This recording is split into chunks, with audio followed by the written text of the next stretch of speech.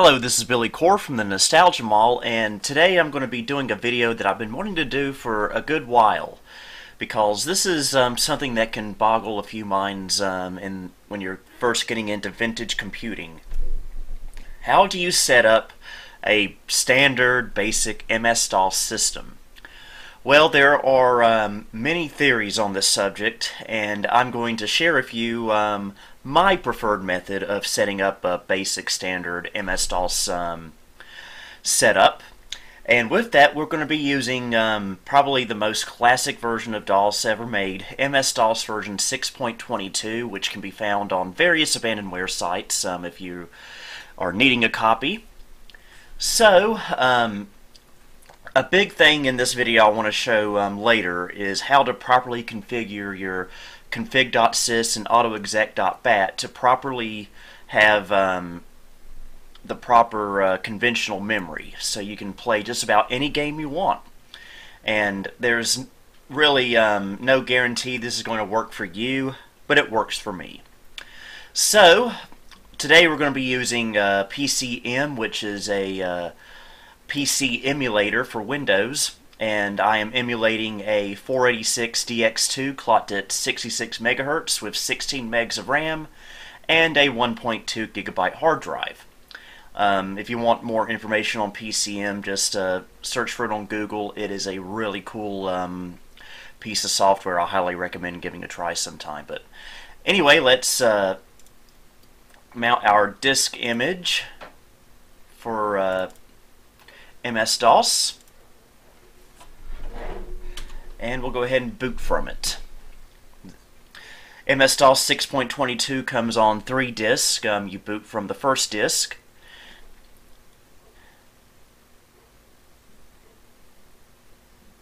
Okay, welcome to Setup. The Setup program prepares MS-DOS 6.22 to run on your computer. And to set up MS-DOS now, press Enter. And because the hard drive I'm using doesn't have any partitions on it, it's going to be really nice and neighborly and offer to do the partitioning on its own, which we will do. If you need special partitioning for your particular computer you're installing MS-DOS on, you can just hit F3, exit setup, type in fdisk, and partition it to the way you please. So once it's back into setup, it should be doing the partitioning and the formatting.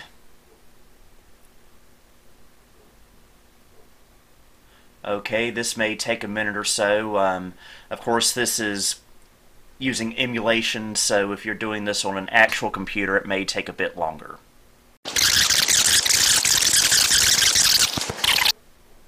Okay, we are just about done. And here's where you set your date and time and country and keyboard layout. I'm in the United States, so we will leave it as is. If you live somewhere else, this is where you will make the proper adjustments accordingly. So we'll go ahead and select that the settings are correct. And we'll install to C:/DOS. I recommend keeping it there. And it's now going to copy all the files over. There will be a couple of pauses to switch disks, so keep that in mind.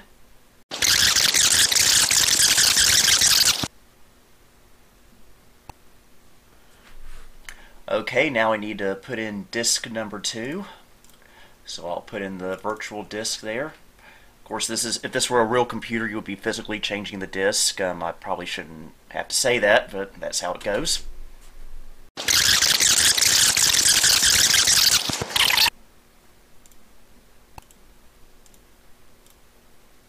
Okay, time for disk number 3.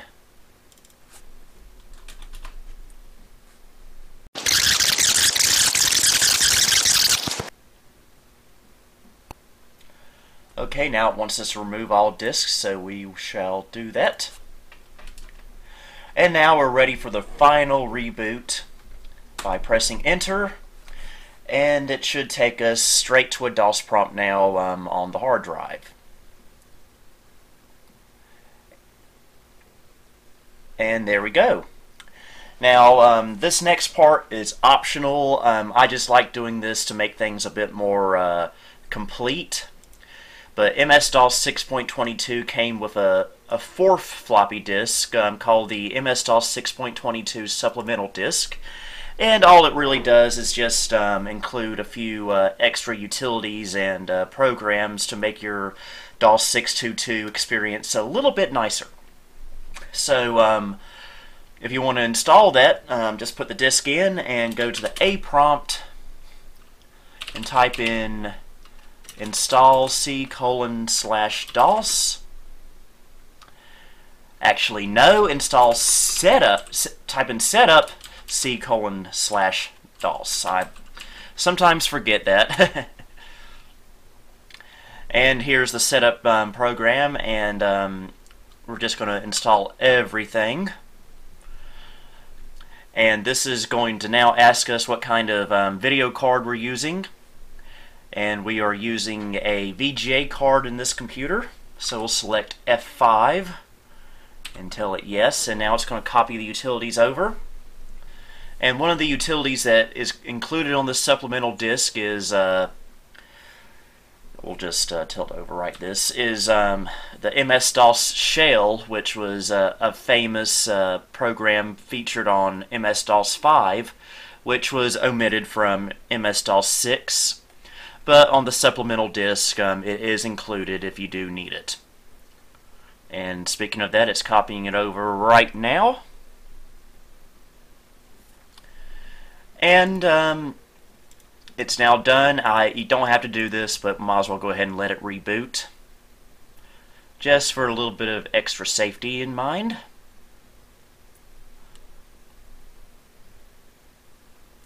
Okay, next thing we want to do is we want to set up our mouse and CD-ROM drives.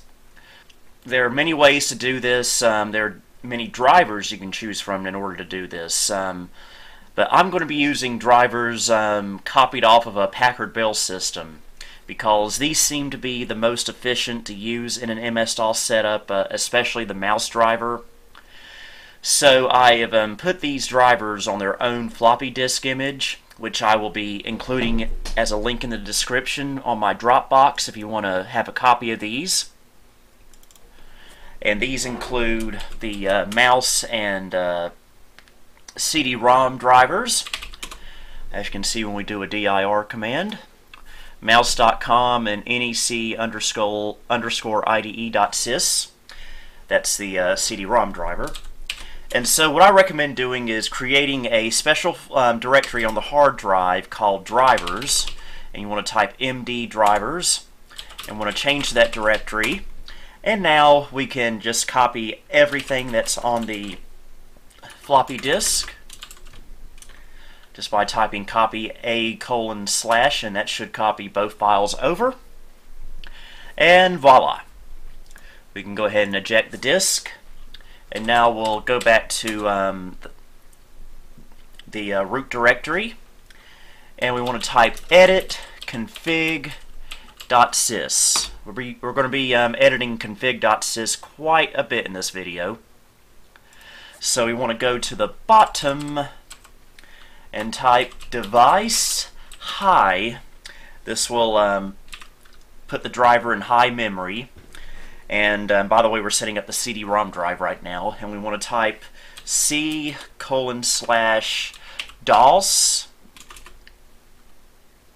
Actually, we want to type C:/drivers /nec_IDE.sys.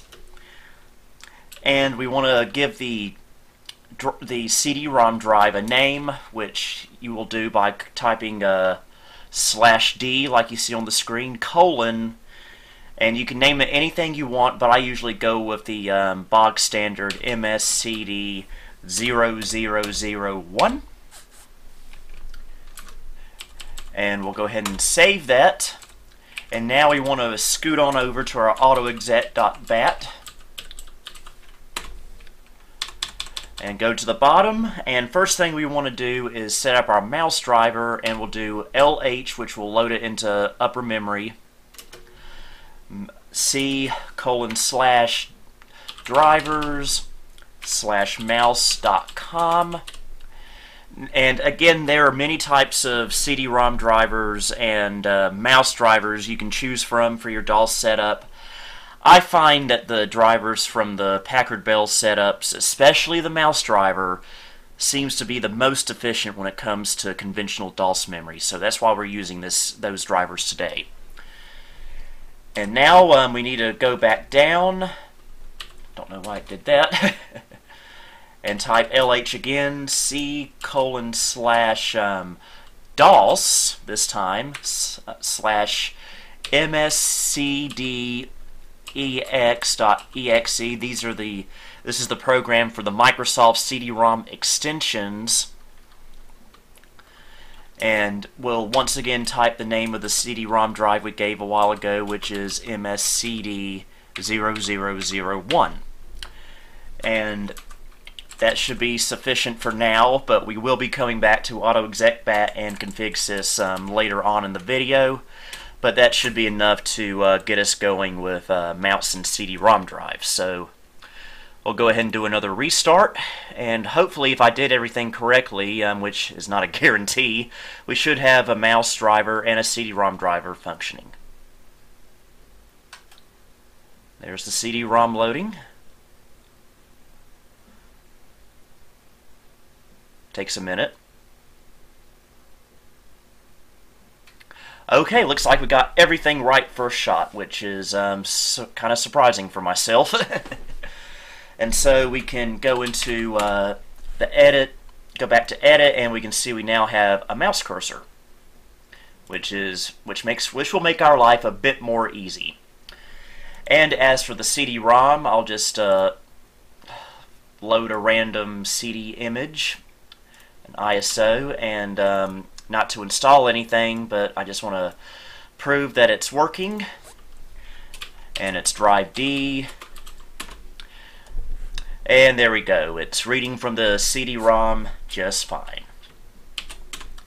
Now we need to set up our sound card. And I'm actually not going to include this in the video because it's not possible for me to assume what sound card you're going to be using. I'm personally using a standard Sound Blaster 16 on this emulated computer, but you could be using something else. So use this part right here to stop and install your Sound Blaster card, assuming you got a Sound Blaster. I do. So I will do that off camera, and I will check back with you once you've got your sound card set up, okay? Alright. No slacking off, please. I don't like it when people do that. Okay, now I've got the sound card set up, and hopefully you do as well. On the Sound Blaster 16, of course, you can test it, and I'll prove to you that sound is working on this system now. 8-bit testing. 16-bit testing.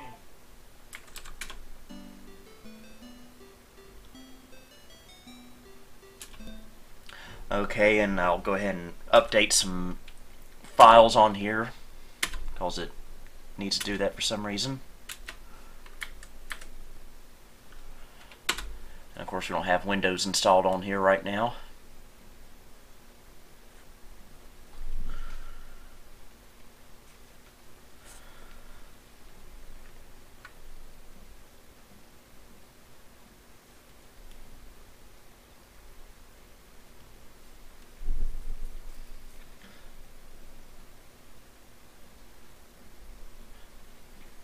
Okay, now all of the necessary drivers for having a proper DOS system are now installed. Except for one issue we have. We'll do an MEM command to see how much conventional memory we have. And we have 528K, which is not a lot to do anything with. In fact, I can pretty much guarantee most DOS games are not going to run with this little memory. And you could also run the built-in mem maker in MS-DOS, which a lot of times can help. And you can also install a program called Quim, which is a mixed bag. Sometimes it can fix everything, sometimes it can destroy your computer. But what I'm going to show you today is my preferred method for having a good setup for conventional memory.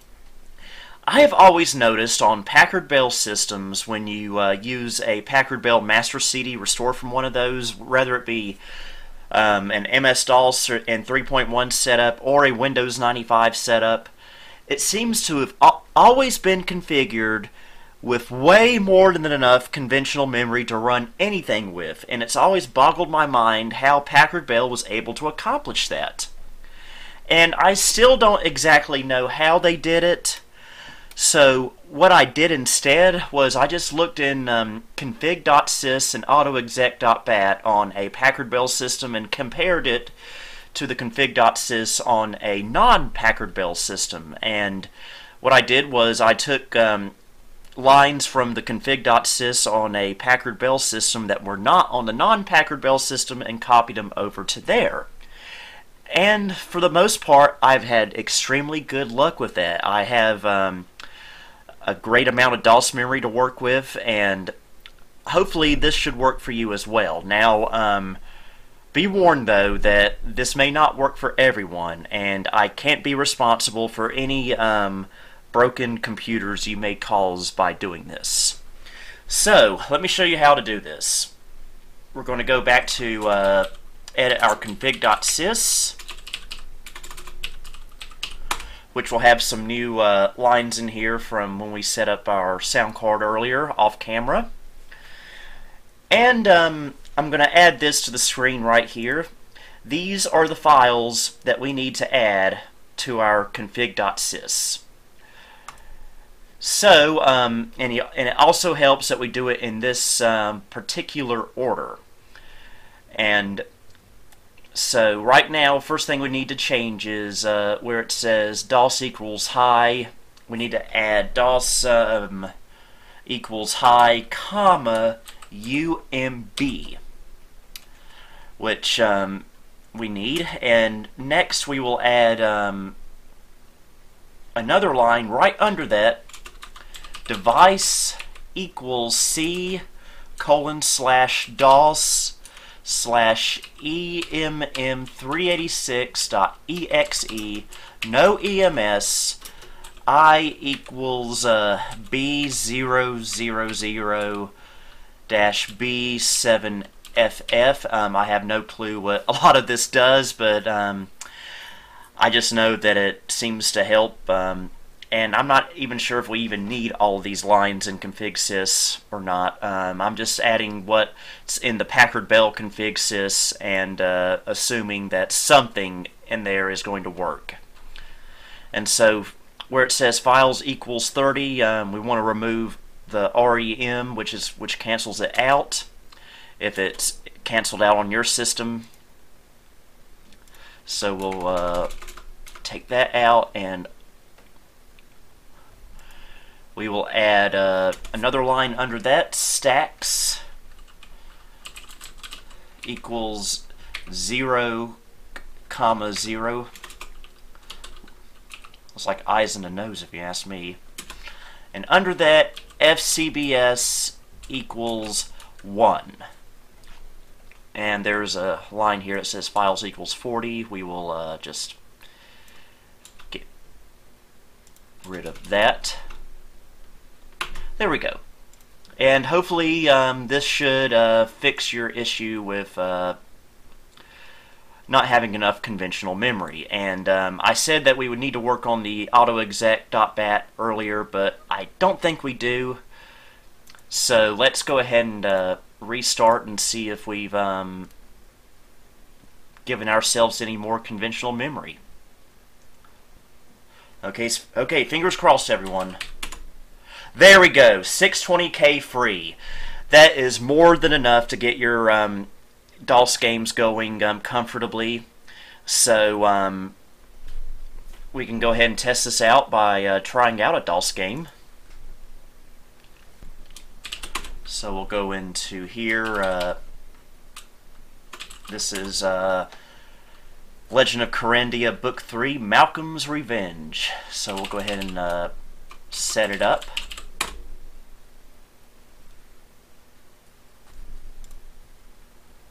Tell OK to that. I usually install this from within Windows, but this can also be installed from DOS.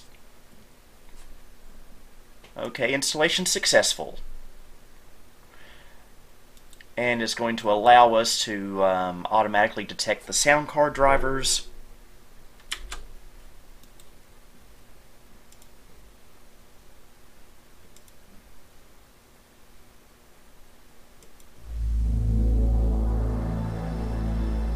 Okay, that works.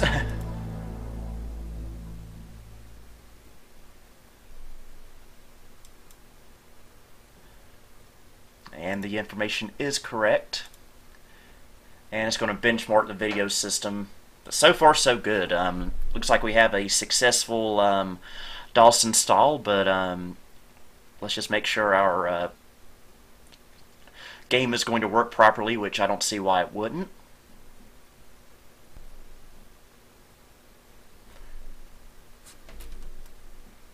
Okay, looks like we're ready to play, so let's load up Malcolm's Revenge. This is a game I used to always play as a kid on my Aunt's Gateway 2000.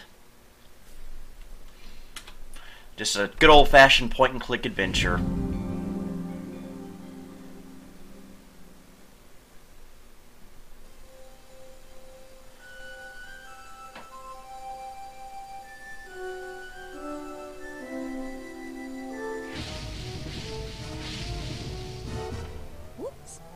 Sorry, I didn't recognize you.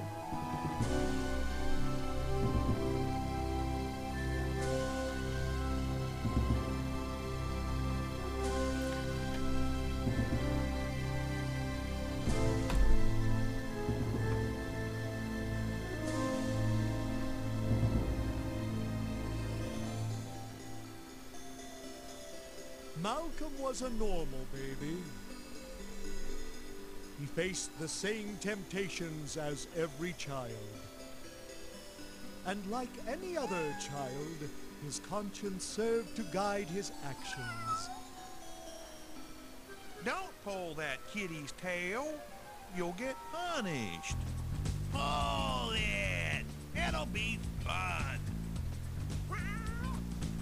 But resisting temptation was never easy for Malcolm. It's a very funny game. Highly recommend trying it out. And you can see our mouse is working here too. This game does not like the cute mouse driver that comes with free DOS, by the way. So if you want to play this game, do not use cute mouse. I don't know why it doesn't work, but it just doesn't. Ah, free at last. Corindia will now feel my wrath. Feels good to finally be out of that statue, doesn't it?